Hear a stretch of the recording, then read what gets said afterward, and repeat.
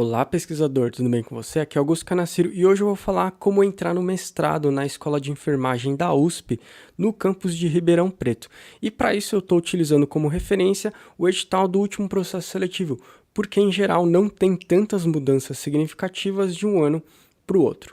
Mas isso não significa, que o próximo processo seletivo vai ser exatamente igual ao último, porque não tem nada, absolutamente nada que impede a comissão de seleção de mudar as regras de um ano para o outro. Dito isso, as inscrições do último processo seletivo aconteceram no mês de setembro e elas só puderam ser efetivadas pela internet, mas uma parte da documentação você tinha que entregar presencialmente ou você poderia enviar pelos correios. Isso significa que o próximo processo seletivo pode ser lançado mais ou menos nos mesmos moldes do edital passado, assim como o período de inscrição pode acontecer mais ou menos na mesma época do ano passado. No edital, o curso de mestrado tinha 4 programas com as suas respectivas linhas de pesquisas. Então tinha enfermagem fundamental, enfermagem em saúde pública, enfermagem psiquiátrica e o mestrado profissional em tecnologia e inovação em enfermagem. Então, como primeiro passo, eu recomendo que você vá lá no site do programa de pós-graduação e leia nos mínimos detalhes quais são os objetivos dessas linhas de pesquisas. Qual que é a direção que as pesquisas dessas linhas seguem? Além disso, pesquise sobre os professores de cada linha de pesquisa. Quais são os interesses, quais são os desejos de pesquisa que esses pesquisadores têm. É a partir dessas informações que você vai fazer sua escolha, ou seja, a escolha da linha de pesquisa e do seu provável futuro orientador tem que estar de acordo com aquilo que você quer pesquisar no mestrado. Além disso, eu recomendo que você leia com muita atenção o edital do processo seletivo, porque lá tem absolutamente todas as instruções sobre todos os trâmites burocráticos, os documentos exigidos e as regras do processo seletivo. Por exemplo, na documentação do último processo seletivo foi exigido um formulário de aceite preliminar escrito por um provável futuro orientador. Também foi necessário entregar um projeto de pesquisa, alguns documentos pessoais, o currículo e um certificado de proficiência em língua inglesa.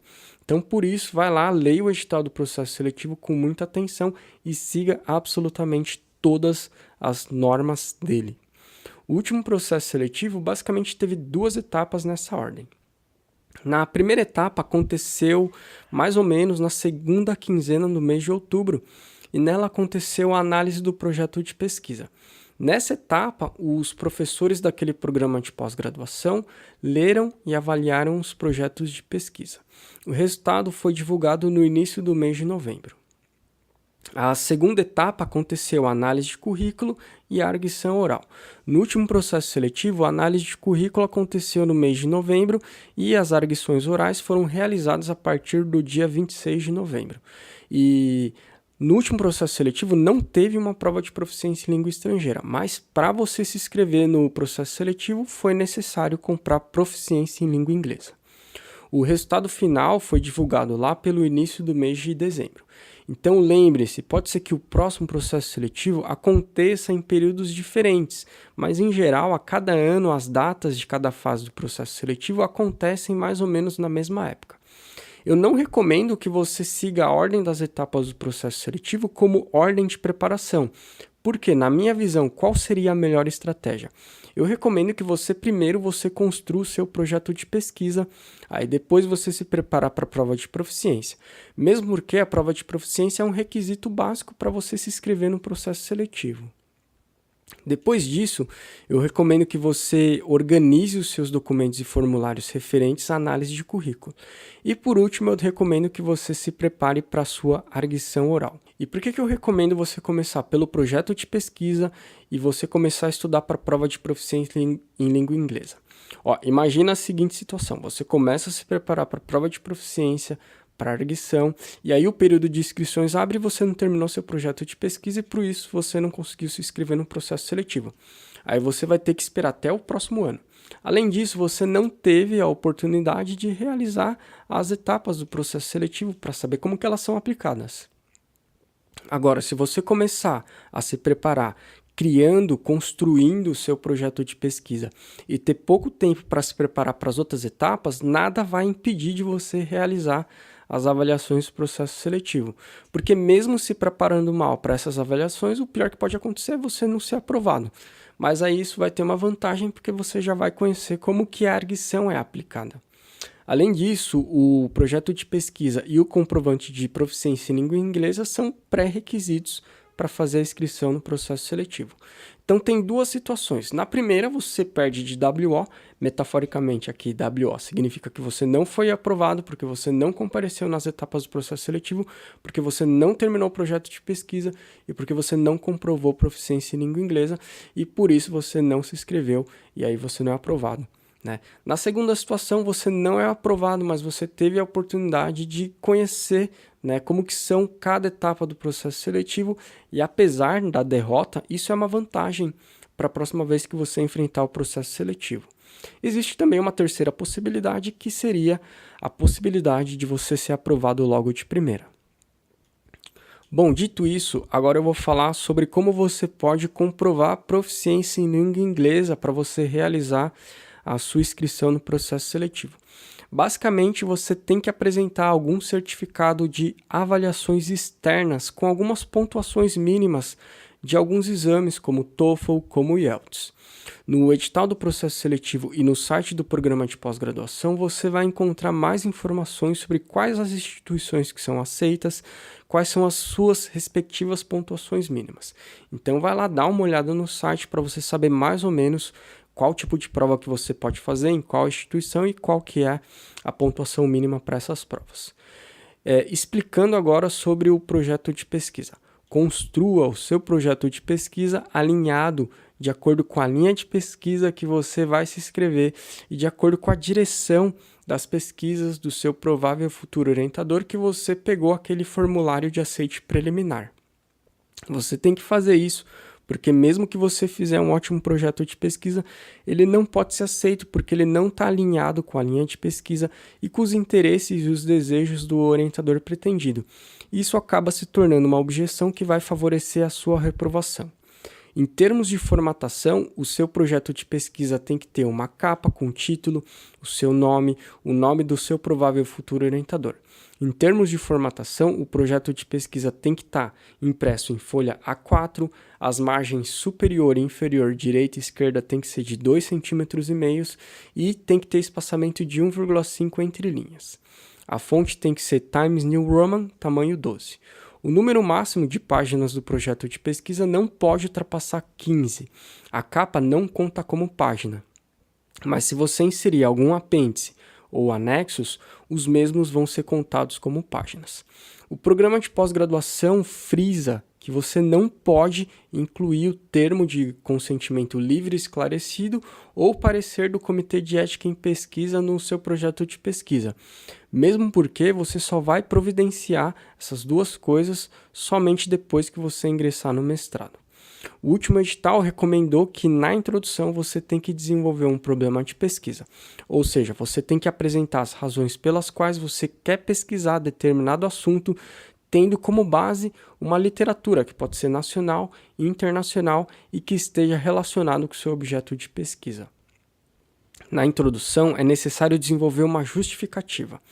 Outra classe de informação, que tem que estar dentro do seu projeto de pesquisa são os objetivos ou objetivo, que pode ser um objetivo geral ou você pode dividir em objetivo geral e objetivos específicos. Então lembre-se que o seu objetivo tem que estar relacionado ao seu problema de pesquisa ou à sua questão de pesquisa. Além disso, o marco teórico, que geralmente nas humanas é chamado como referencial teórico, mas nas biológicas às vezes é chamado como marco teórico, ele pode ser desenvolvido na introdução, ou você pode desenvolver isso como um item separado da introdução. Então lembre-se que esse item tem que ser redefinido, esse item pode ser redefinido posteriormente no seu projeto de pesquisa definitivo quando você ingressar no mestrado. O seu projeto de pesquisa também tem que apresentar o item material e métodos. E nesse item você tem que explicar como que você vai responder às suas questões ou os seus problemas de pesquisa e como que você vai atingir os objetivos propostos. Então lembre-se que na sua abordagem metodológica ou nos métodos você tem que descrever absolutamente todas as etapas do seu delineamento de pesquisa. Todas as referências que você utilizar têm que estar referenciadas de acordo com as normas da ABNT. E por fim, você tem que apresentar um cronograma de atividades, onde basicamente você vai apresentar o seu planejamento das atividades que você vai desenvolver futuramente no mestrado. Agora eu vou falar como que o seu anteprojeto vai ser avaliado pelos membros da comissão de seleção do processo seletivo. No último processo seletivo, basicamente, em todos os programas de pós-graduação, a comissão examinadora foi composta por docentes credenciados no programa de pós-graduação e também por docentes externos.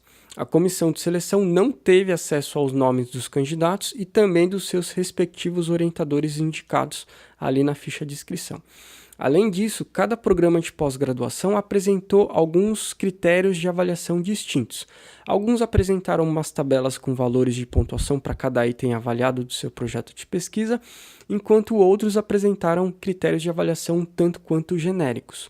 Por isso, eu recomendo que você vá lá no edital do processo seletivo e leia com detalhes sobre os critérios de avaliação para a linha de pesquisa que você pretende ingressar.